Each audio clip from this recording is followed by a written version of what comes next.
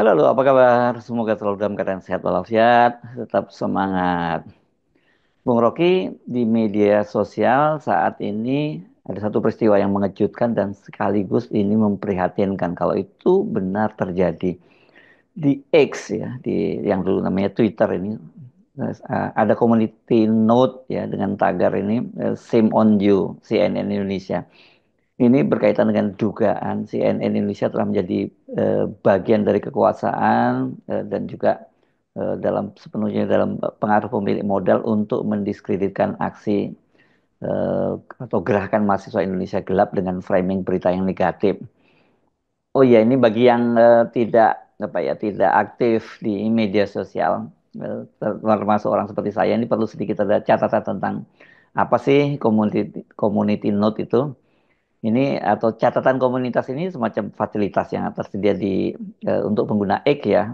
Mereka bisa berkolaborasi dan juga memberikan konteks pada post yang berpotensi menyesatkan sehingga semua orang itu bisa mendapatkan informasi dengan setara. Saya kira dinamika politik akan berlanjut karena justru keputusan atau kemampuan dari netizen untuk mengintip problem politik itu sudah melampaui kecanggihan dewan redaksi dari media mainstream, entah itu tercetak atau online termasuk televisi yang kelihatannya mulai berupaya untuk mengalihkan isu gerakan mahasiswa ke isu-isu yang sifatnya vandalistik tuh. Jadi kalau kita lihat beberapa media, terutama CNN yang sekarang lagi diulas oleh oleh netizen, bahwa CNN ini terlihat hanya memberitakan bagian negatif dari kampanye mahasiswa, itu adanya kerusakan, adanya chaos, adanya bentrokan, dan tidak memuat atau bahkan mengulas inti dari tuntutan gerakan mahasiswa. Jadi terlihat bahwa citizen journalist itu justru mulai bertentangan atau mengulik-ulik jurnalis-jurnalis raksasa ini yang kelihatannya tidak peduli dengan gerakan mahasiswa. Jadi penanda baru bahwa di dalam politik uang beredar untuk mengendalikan isu, dan karena itu terpengaruhlah pemimpin-pemimpin redaksi ini. Nah, kita hanya ingin menerangkan itu sebagai kondisi sebetulnya kekurangan moral atau bahkan ketiadaan kepedulian moral dari dunia jurnalis, terutama yang mainstream itu, terhadap perjuangan real dari masyarakat sipil yang diwakili untuk sementara oleh gerakan mahasiswa itu. Nah, kita paham bahwa modal selalu beroperasi di belakang meja redaksi itu. Kita paham bahwa koneksi politik selalu jadi faktor yang tiba-tiba mengintervensi meja redaksi. Nah, ini kita ingin ulas sebagai soal yang akan membatalkan fungsi dari pers sebagai sebagai pilar keempat dari demokrasi. Nah, kita tunggu perkembangan berikutnya.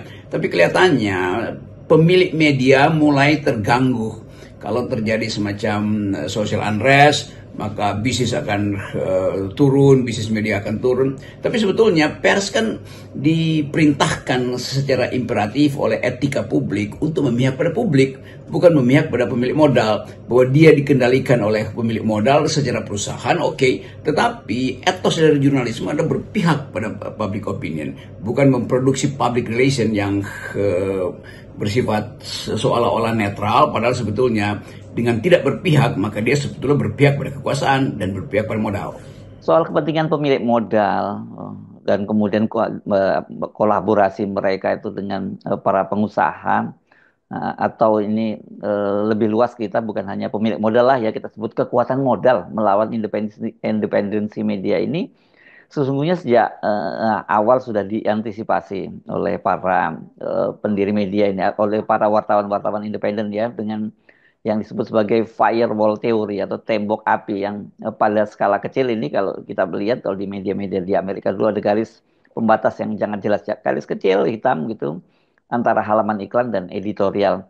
Namun dalam skala yang lebih besar ini menjadi pembatas yang tegas antara kepentingan penerbit, pemilik modal dengan independensi dari redaksi atau independensi editorial policy gitu biasa disebut.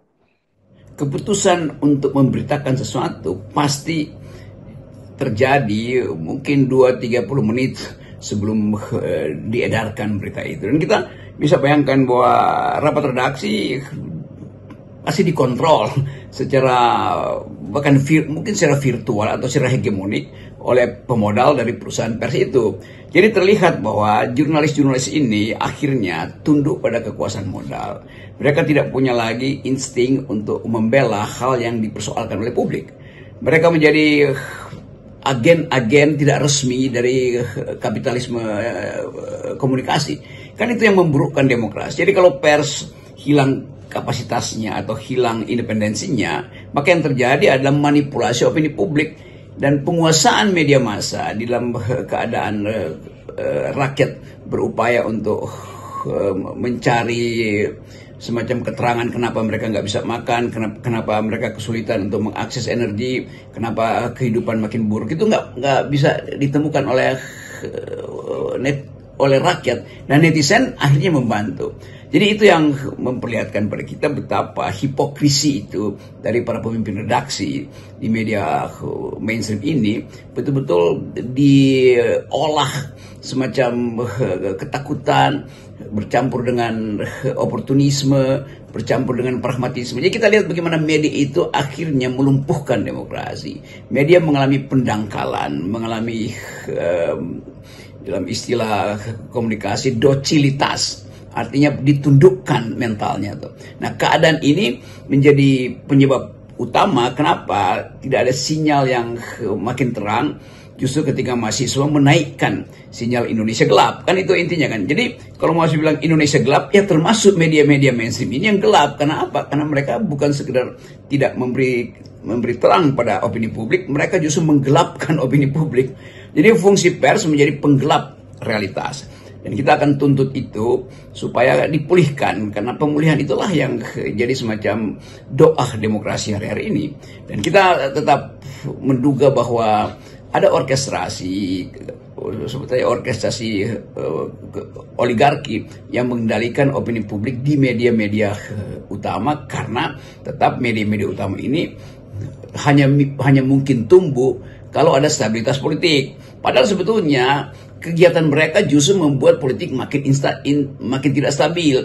Karena begitu mereka membuat negative impression dalam memberitakan gerakan mahasiswa, maka mahasiswa dengan mudah menemukan alasan kenapa mereka tidak masuk dalam substansi itu. Kenapa media-media yang seharusnya cukup memberitakan secara netral, bahkan tidak mau bersifat netral. Mereka hanya ingin mengeksploitasi bagian yang seolah-olah keburukan dari gerakan ini. Ya kalau media-media yang biasa disewa oleh buzzer itu ya biasa aja tuh. Kita tahu bahwa di belakang media itu ya orang-orang partai pendukung rejim kan, pendukung Jokowi terutama tuh. Itu nggak ada soal tuh. Tetapi kalau media mainstream seperti CNN misalnya, akhirnya terintip dan kepergok oleh mata netizen, itu artinya memalukan. Dan apologi dari CNN itu betul-betul makin membuat mereka terpojok tuh, karena yang mereka bela justru ada kedunguan mereka tuh. Dan itu saya kira yang harus kita lihat sebagai kecanggihan netizen untuk mengintip ruang redaksi yang dikendalikan secara hegemoni oleh persekutuan modal dan kekuasaan. Nah ini sekedar sekalian ini momen ini saya gunakan untuk menjelaskan ya, Bung Rocky, ini pendirian Forum News Network itu antara lain latar belakangnya seperti itu ya, karena pengaruh pemilik modal yang sangat kuat dan kemudian mereka menjadi bagian dari kekuasaan atau dikooptasi atau mengkooptasikan diri terhadap kekuasaan gitu, sehingga kami ini para jurnalis senior gitu, yang jangan menyebut senior kayaknya terlampau jumawa gitu ya, para jurnalis-jurnalis lah gitu ya, kemudian mendirikan Forum News Network yang ini nggak ada pemilik modalnya, ini supaya menjaga independensi termasuk juga intervensi. Nah tetapi kalau kita mengamati kondisi pers Indonesia yang saya maksud adalah media konvensional, ini saya tidak lagi menggunakan istilah media mainstream atau arus utama untuk media konvensional, karena sekarang ini kan arus utamanya justru adalah media sosial.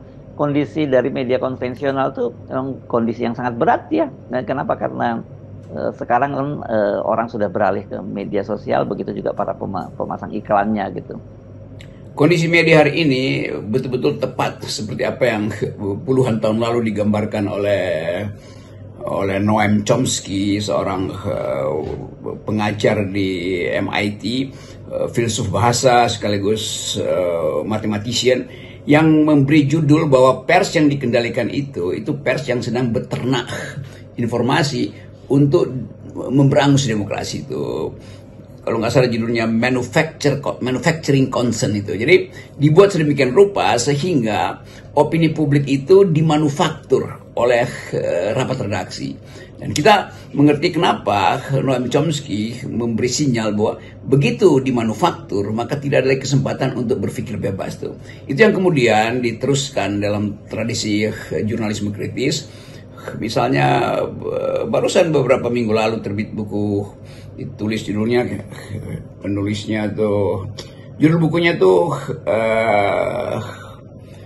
apa istilahnya itu ya, nanti saya ingat-ingat. Tapi isi buku itu Michael Carr yang menulis buku tentang ledakan informasi yang sebetulnya membatalkan demokrasi. Judul bukunya coba saya ingat-ingat tuh. Jadi ada satu gejala di Amerika ketika semua orang ingin memposting sesuatu, tetapi dengan akibat pengendalian opini publik itu didasarkan semata-mata pada apa yang viral. Dan yang viral itu yang kemudian menjadi semacam tuntunan opini publik. Padahal tidak ada kesempatan orang untuk memikirkan impact moral dari apa yang viral itu tuh.